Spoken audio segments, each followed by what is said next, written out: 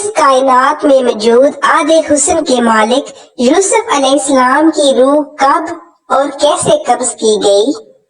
یوسف علیہ السلام کی وفات کے بعد مصری اور اسرائیلیوں کے درمیان کس بات پر اختلاف ہو گیا؟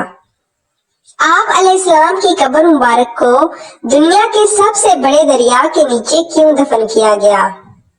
اور یہودی آج اس تابوت کی کھوج میں کیوں لگے ہیں؟ اللہ نے ہر نبی کو خوبصورت حسن اور بہترین آواز والا بنا کر مابوس فرمایا۔ حضرت یوسف علیہ السلام کو خوبصورت حسن سے نوازا گیا تھا، یعنی حضرت محمد صلی اللہ علیہ وآلہ وسلم کے حسن کا آدھا حسن اللہ نے حضرت یوسف علیہ السلام کو عطا کیا تھا۔ یوسف علیہ السلام کا قصہ قرآن مجید میں موجود سب سے طویل قصہ ہے کہ کس طرح ستیلے بھائیوں نے آپ کو حسد کی بنا پر کنویں میں پھینک دیا۔ آپ کو مصر کے بازار میں بطور غلام بیچ دیا گیا اور عزیز مصر کی بیوی نے آپ کو جیل میں قید کروا دیا۔ لیکن ان تمام مصائب و مشکلات اور آزمائشوں کے باوجود حضرت یوسف علیہ السلام ایک دن مصر کے طاقتور حکمران کے عہدے تک پہنچ گئے۔ جب یوسف علیہ السلام عزیز مصر کے عہدے پر فائز ہوئے تو ایک لمبے مدت کے بعد اللہ تعالیٰ نے حضرت یوسف علیہ السلام کو اپنے والد اور خاندان سے ملانے کا فیصلہ کیا۔ لہٰذا حضرت یعقوب اپنے اہل خانہ کے ساتھ مصر آئے اور 40 سالوں بعد باپ بیٹے آمنے سامنے ہوئے۔ دونوں کا دل تڑپ اٹھا اور دونوں دیر تک ایک دوسرے سے گلے لگ کر خوب روتے رہے۔ روایتوں کے مطابق حضرت یوسف علیہ السلام کے پورے خاندان یعنی بنی اسرائیل، آپ کے 11 بھائی، ان کی اہلیہ، بچے اور حضرت یعقوب کے پوتے پوتیاں سب نے مصر میں آ کر سکونت اختیار کر لی، اور مصر کے بادشاہ نے بنی اسرائیل کو زمین کا ایک ٹکڑا عطا کیا جہاں انہیں آباد ہونے کی اجازت ملی۔ آہستہ آہستہ مصر میں بنی اسرائیل بہت طاقتور ہو گئے۔ حکومتی عہدوں سے لے کر تجارت اور سیاست میں بھی اسرائیلیوں نے حصہ لینا شروع کر دیا۔ جب حضرت یوسف علیہ السلام کی عمر 100 برس ہوئی اور حضرت یعقوب 147 برس کے ہوئے تو اللہ کا حکم ہوا کہ حضرت یعقوب کی روح قبض کر لی جائے۔ لہذا ملک الموت نے حضرت یعقوب کی روح قبض کر لی۔ جب اپنے والد کی وفات کی خبر حضرت یوسف علیہ السلام کو ملی تو اپنے سر سے تاج اتار کر پھینک دیا اور ان کے بدن پر جو ریشمی لباس تھا اسے پارا پارا کر دیا اور بے چینی کے عالم میں دوڑتے ہوئے اپنے والد کے جنازے پر پہنچے۔ یوسف علیہ السلام باپ کے جنازے کو دیکھ کر بے تحاشا رونے لگے اور روتے ہوئے آسمان کی طرف دیکھا۔ یکایک آسمان کے دروازے کھل گئے اور انبیاء کی روحیں اور فرشتے حضرت یعقوب کے جنازے کی طرف آئے۔ انہوں نے حضرت یعقوب کے جنازے کو نور سے غسل دیا اور انہیں بیت المقدس میں دفن کیا۔ یوسف علیہ السلام اس روحانی نظارے کو دیکھ رہے تھے۔ جنازے کی نماز ادا کرنے کے بعد آپ علیہ السلام اپنے دربار میں واپس آئے۔ آپ غموں سے چور تھے۔ باپ کی جدائی اب آپ کی برداشت سے باہر تھی۔ رات ہوئی تو دریائے نیل کے کنارے گئے، مصلی بچھایا اور روتے ہوئے پوری رات نماز ادا کی یہاں تک کہ صبح ہو گئی۔ اس وقت جبرائیل علیہ السلام نازل ہوئے اور حضرت یوسف سے فرمایا، اے یوسف، آپ کے والد کی عمر تمام ہو چکی تھی، اس لیے اللہ تعالیٰ نے انہیں اپنی طرف بلا لیا، لیکن ابھی آپ کا وقت نہیں آیا، لہٰذا اپنے رب کی عبادت کیجیے اور اس زندگی کو آخرت کے لیے مزین کر لیجیے، کیونکہ موت کا وقت آ گیا تو مہلت نہ دی جائے گی۔ یوسف علیہ السلام نے والد کی وفات کے بعد پھر سر پر کبھی تاج نہیں رکھا اور نہ کبھی مسکرائے، اور ہر رات دریائے نیل کے کنارے جا کر خدا سے مناجات کرتے۔ اس طرح 20 سال گزر گئے۔ یہاں تک کہ ایک رات حضرت یوسف نے خواب دیکھا کہ ان کے والد یعقوب اور دادا اسحاق ان سے کہہ رہے ہیں کہ اے یوسف، اب ہمارے ملنے کا وقت قریب آ چکا ہے، 3 دنوں کے اندر ہماری ملاقات ہوگی۔ روایت ہے کہ حضرت یوسف علیہ السلام نے ان 3 دنوں میں باپ کو دیکھنے کی خواہش میں اتنی گریہ زاری کی کہ ان کے والد حضرت یعقوب علیہ السلام نے بھی ان 40 سالوں میں اتنی گریہ زاری نہیں کی ہوگی۔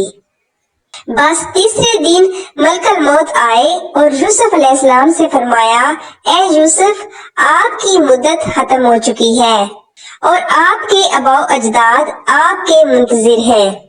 لہٰذا یوسف علیہ السلام نے سر تسلیم ہم کیا اور ملک الموت نے ان کی روح قبض کر لی۔ جب یوسف علیہ السلام کی روح جسم سے جدا ہو رہی تھی تو بھائیوں نے گریہ زاری کرنا شروع کر دیا۔ بنی اسرائیل میں واویلا مچ گیا۔ یوسف علیہ السلام کی وفات کے بعد آپ کے جنازے کو اٹھایا گیا۔ مصریوں نے جنازے کو دیکھا تو شور مچ گیا، ہر جانب سے آہ و فغاں کی آوازیں بلند ہونے لگیں۔ اب مصریوں کا ہر قبیلہ اور گروہ یہ چاہتا تھا کہ یوسف علیہ السلام کو ان کے علاقے اور زمین میں دفنایا جائے تاکہ ان کی بستی میں خیر و برکت ہو۔ ایک گروہ نے کہا یوسف نبی کو کنعان کے دروازے پر دفن کیا جائے، کچھ نے کہا کسی اور جگہ۔ بس اس وقت اللہ نے دریائے نیل کے پانی کو بند کر دیا اور اچانک نیل سوکھ گیا۔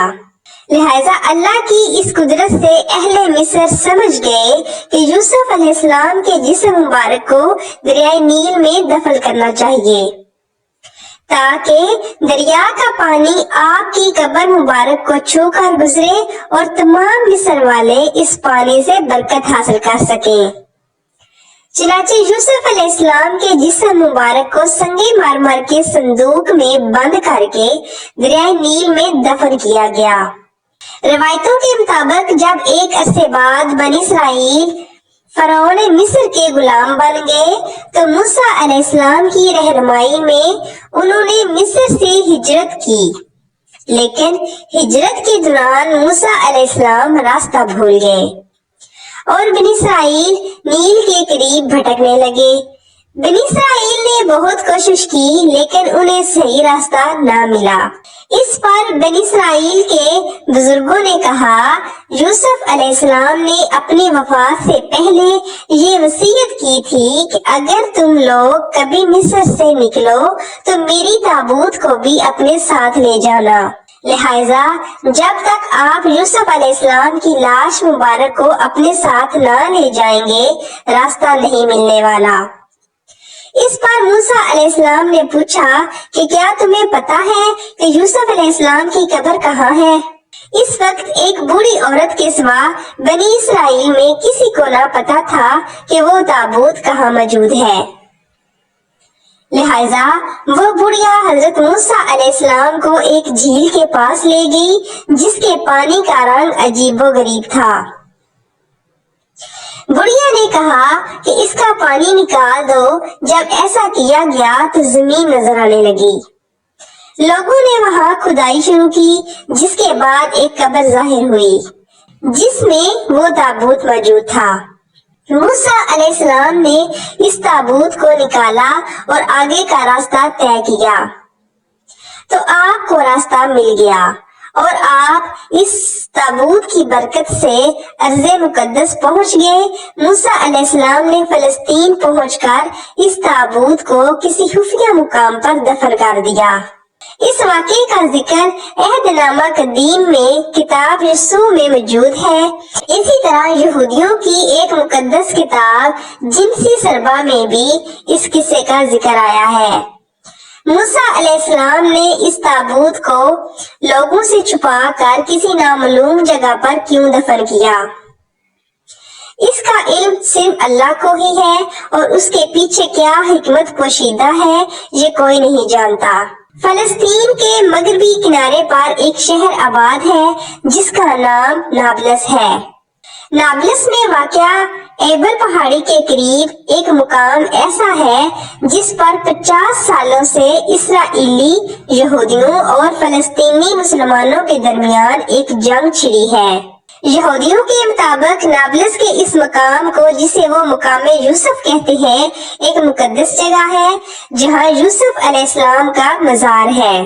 دوسری طرف علی حراد اور ابن بطوطہ جیسے مسلم محققین نے بھی حبرون اور نابلس کو ہی وہ مقام قرار دیا ہے جہاں یوسف علیہ السلام کا مزار موجود ہے۔ 1967 کی عرب اسرائیل جنگ کے بعد یہودیوں نے اس جگہ قبضہ کر لیا تھا، جس کے بعد یہ مقام اسرائیل کے قبضے میں چلا گیا۔ سال 1990 میں اس مقام کو یہودیوں نے ایک آرمی بیس میں تبدیل کر دیا اور اسے یہودیوں ربیوں کی نگرانی میں چھوڑ دیا۔ یہودیوں کے لیے یہ مقام اتنا اہم اور مقدس کیوں ہے؟ نیز یوسف علیہ السلام کے اس تابوت میں ایسی کون سی پر اسراریت موجود ہے کہ آج بھی ایک راز ہے۔